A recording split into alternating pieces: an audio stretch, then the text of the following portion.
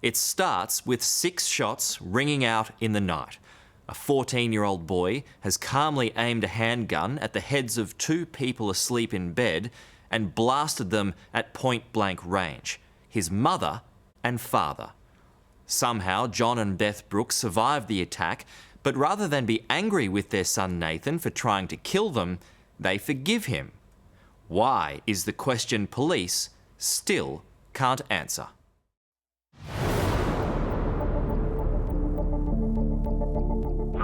911, what's the address of the emergency? 520 South Battery Road. Somebody broke in. We've all been shot. A man has been shot point blank, but the call for help is calm and controlled. Okay, tell me exactly what happened. I don't know. I woke up and we've all been shot. Who's been shot, sir? It's my wife and I. Yes, I got blood all over everywhere. I've been shot in the head. Jon Brooks and his wife Beth had been asleep when suddenly they were woken by someone standing in their upstairs bedroom with a gun. All I really saw was a dark figure standing there. And what made this even stranger, that dark figure was their own son. I just remember thinking that it would be much better if they weren't around to boss me around, to tell me what to do. And I pulled the trigger 3 times at my mom. Bang, bang, bang. I was shot in the face, so it just shattered this bone. The bullet went in through here, very closely, missed the bone to the spine. And then I aimed it towards my dad and I pulled it another 3 times. I was shot in the forehead. It was kind of a glancing blow. Part of the fragments actually entered into my brain. Do you know how much blood you were losing? I knew I was hurt bad because I kept losing sight. The blood kept coming and it was getting in my eyes and I couldn't see, so I had to keep wiping it away. So I knew right away that we were both hurt bad. And at that same time, I had no idea where our children were. After firing the 6 bullets, I think I was there for not even 2 seconds. I remember seeing my mom try to get up and my dad roll out of bed, and that's it. It happened so quickly. Where's the suspect now? I don't know. We're hiding in the room. My daughter's been with me. I don't know where my son is. Officer Rick Francis received the call. Shots were fired and the shooter may still be in the house. When you arrived, what sort of scene confronted you? It was creepy. It was, the place was dark. Then, bizarrely, Jon and Beth's son Nathan calmly opened the front door, dressed only in his underpants. When he answered the door, there was no emotion or anything like that going on with him. You know, he wasn't breathing hard or like frantic or anything like that. Didn't seem stressed or Yeah, anxious. it was strange. As the officers searched the house for clues, they discovered something unusual. Security cameras that were positioned inside the home. And there, recorded on the monitor at the time of the attack, was a near-naked Nathan Brooks walking through the home with a gun in his hand. We watched the video, and we could see Nathan running around in the house with a gun. So I went back in to Jon, and Jon said to me, he goes, "Was it Nathan?" And I'm like, "I don't know. Was it Nathan?" He goes, "I think it was." But Jon says that conversation didn't happen. It's one of many times his version of events contradicts the police. Did it ever cross your mind at all that your son could have possibly been the shooter? No, the only thing that I found that I guess puzzled me, I didn't understand, is when the Paramedics had taken me down the stairs and I was going through the living room. The police department had Nathan in handcuffs on my way out the door.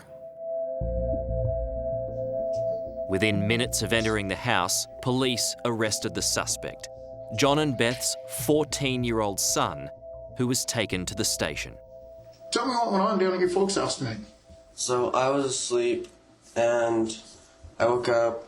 There was, I don't know, a few gunshots and I heard screaming, but it was more like yelling. I could hear my dad yelling. This is Nathan's police statement taken shortly after his arrest. What started as lies quickly unravel when police reveal there's video of him carrying the gun. I'm giving you a chance to be honest with me because you haven't been to this point. I don't even know what I was thinking. And what were you trying to do when you pulled the trigger? What a gun does. Which is? Kill. It was a stunning confession from a callous teenager, and for his crime, he was sentenced to 15.5 years behind bars.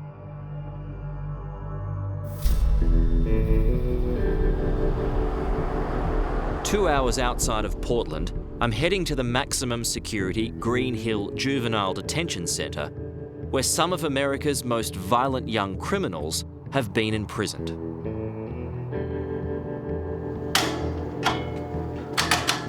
I'm here to see Nathan Brooks, who's now aged 18 and is 3 years into his sentence. What was the trigger for the attack? I think the trigger for me for the attack was that night my dad had told me after getting a detention at school that I wasn't allowed to participate in the upcoming basketball tournament. You were angry? I was very angry. It turns out Nathan often found himself in trouble with his parents, grounded, he says, on a weekly basis. So on the evening of March 8th, 2013, he decided to do something about it. He waited in his room until his parents fell asleep, then pried open the gun safe, took out a .22 revolver, and walked to their room. And I kind of just sat there and looked at him and just remember being frustrated that these people were taking all my rights from me that I felt that I deserved. Police arrived a few minutes after the shooting. And when Nathan saw the flashing lights, he says he tossed the weapon in the backyard pool and opened the front door. After the last shot, and I tried to fire it again, and there were no longer any bullets left, that was when I had this instant, just undescribable amount of remorse. It was a big, oh no moment. It was huge. It was a huge, oh no moment. But here's a contradiction. Police say the only time Nathan ever showed any hint of remorse So stupid. was when he was caught lying in his police interview. They claim he showed no regard for the health of his parents, even as they spent weeks in hospital recovering from gunshot wounds to the head. From a mother's point of view, how do you react to the fact that your son tried to kill you? Shock, disbelief. Over the last few years, Beth and I have both come back hundreds and hundreds of times to every decision we've ever made. Should have we been nice, or should have we done this or that or everything? But Officer Rick Francis isn't buying the excuses. He's got his own theories on why it might have happened. Do you think they were trying to hide something? Yeah, definitely. What do you think that might be? Well, I think that there's some people that have secrets. Coming up, what made Nathan snap? What on earth could your parents have possibly done that made you want to kill them? Was it mental illness? I have one of the most severe versions of depression. Or something much worse? Somebody always tries to dredge something up that quite honestly pisses you off and makes you wish you'd never come to sit down with them. That's next on 60 Minutes.